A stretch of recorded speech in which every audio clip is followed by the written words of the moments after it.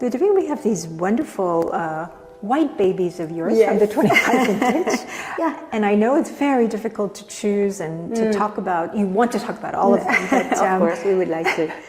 and I had a really great time tasting all the whites because I felt this year that they were very articulate. And we said that about last year in 24, that because it was a fairly elegant, light vintage, Yes. that we could really taste the terroir. But here, this vintage, I tasted it even more. Okay, It was I see what even you more mean. defined. And what would be the, maybe if you can have two of them that you wanted to really show where you feel in that way the most? Well, I have to point out that people don't look at the Saint-Romain Blanc because it's often overlooked. People don't know that commune so well, but I thought in this vintage that it really had the late harvest mature characteristic and energy, and at the same time a really good concentration and mid-palate weight.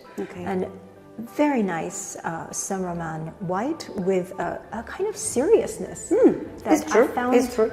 Yeah, Yeah, it's a little bit. It's always like this, especially when it's really starting the aging. It's starting to be quite shy at the beginning, and then trying to be more romantic by the time. When did you harvest this one? We finished by that one on the 7th of September. Ah, so it's one of you the see, latest. So because of the elevation. Yes, and it's a cooler area where we usually have to wait for. So as usual, we finished. It was even harvest after the Chablis. Wow. Which is much more north from here than the Saint-Romain. So it's also one of the characteristics of this year is that we had to not to hesitate to completely change our habits in terms of harvest date and harvest orders. Because starting with, normally we start with the Côte Mâconnaise with the Brie Ficée, but this year it was harvested after the Côte de Beaune, and that was the first time. So it's the energy you just mentioned in Saint-Romain, to me, it's also really inside the Beaune Premier Cru Clos des Mouches. Oh, I love that too. I love totally that. different way, because that would be Yes. more dense and deep.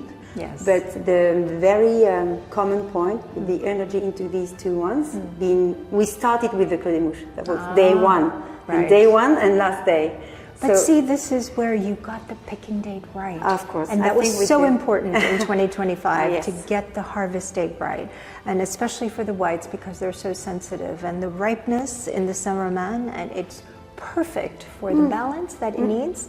And at the same time, the earliest at Clos de Beaune, it has the elegance, the perfume, the freshness, and really what you look for in such a great Beaune Premier Cru white.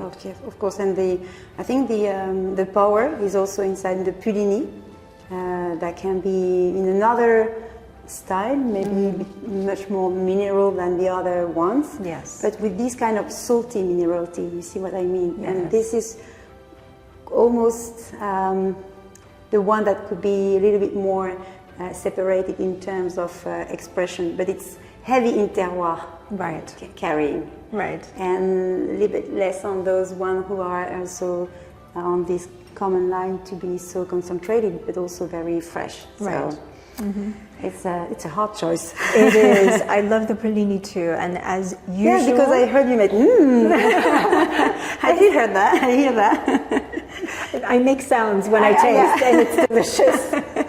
So the Puligny, I think, when it's so well composed with the right harvest date and the great fruit, you have weight, but it's almost weightless at the same time.